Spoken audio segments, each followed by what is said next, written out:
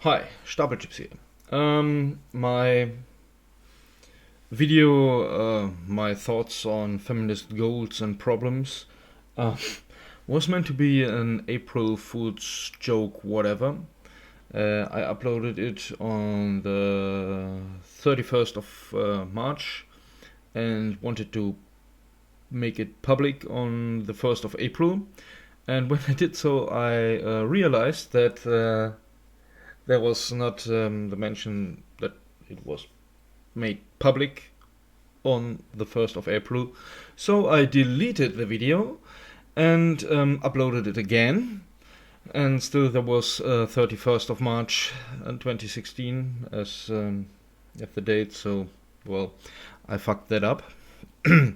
But there you go. It was a more or less April Fool's video. But I wanted to make a good case for, or the best arguments I have for the feminist problems and goals. So it sounded more or less believable. Judging by the upvotes, I fooled many people because it has not as many upvotes as the other videos have. Yeah, I have to say, I'm very proud of myself. So now I'm going to debunk my arguments when I can debunk them.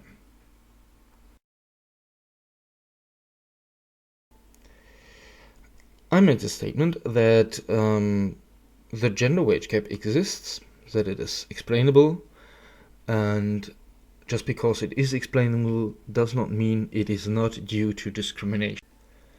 I believe that most of it, the overwhelming majority, is not due to discrimination. But there are individual cases in which people are discriminated against because of their gender, because of their sex. Like the two friends of mine who really exist, these are real cases. Like the woman who might not get the job because she might get pregnant. This also exists. I think we have to do something against those two forms of discrimination. First, because discriminating against someone else is not okay, obviously. And second, because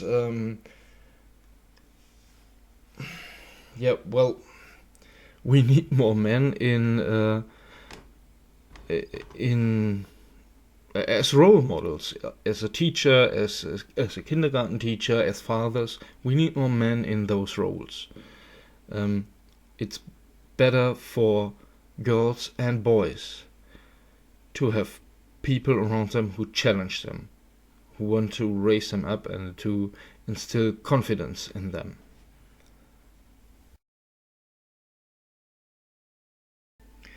I said that many feminists believe that men and women are quote-unquote created equal, and when society treats them equally, they should get the same outcome. I don't believe that men and women are treated equally, and I think the evidence for that is overwhelming. So in a system that treats them equally, we should expect a different outcome. But we are living in a system that rewards competitiveness and being on top of the hierarchy. That is a fact.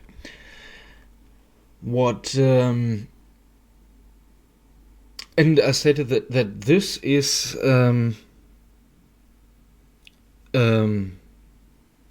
the quota is a way to equalize this advantage of men that they have naturally towards the system,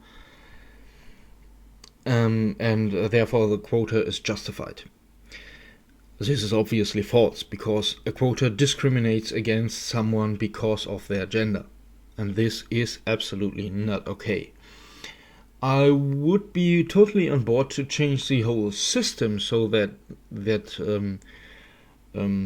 not just being competitive and wanting to be on top of the hierarchy rewards um, is rewarded, but also assertiveness and communication skills and all that stuff, and the willing to be as equal should be rewarded. Something that more women have than men. If someone has an idea how we can do that, I'm totally on board with that. But it should not discriminate against someone just because of something they are born as. Therefore, the quota is absolute inhumane bullshit. This is actually something what I said in that video, which is absolutely and completely the case what I really think. I think slut shaming is not okay. We should stop it, and there's a reason for it. We should explain this reason to other people so that they can overthink their behavior and are not shamed for their behavior because it's a natural instinct.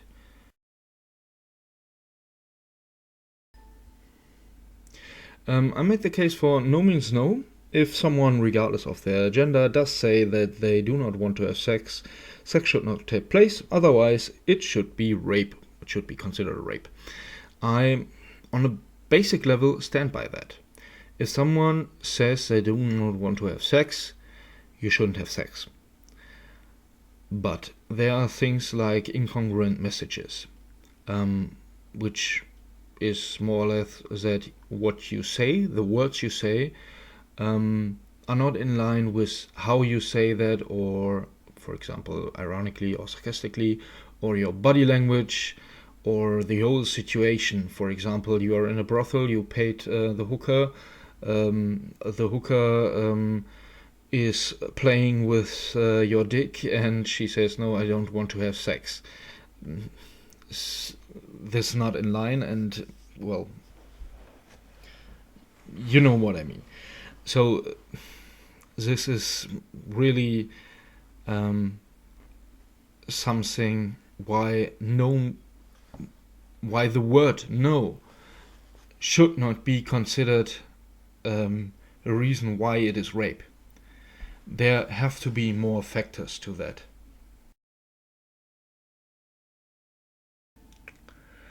As I said, that this is very difficult for me. I'm still. I have not said. I'm still torn in this. I stated that I'm now of the opinion that you should not force someone to do something with their body that they don't want to. And this is actually saying to a woman, you have to carry that baby because the other parent wants it, if you want or not. Yeah. On the other hand, I want that child to live, and I want that potential father to be a father. He has no way in saving that child if the woman decides not to have it. Well, there are two morals that fight inside me, and I have still not decided which is the right way to go. What I clearly stand for is that the man should have the right to, well, it's called a financial abortion, I think, that he can say, I do not want this child, I do not want to have any responsibility for it, neither financial nor social nor whatever. I do not want it. Do as you please, I'm out of it. I stand by this.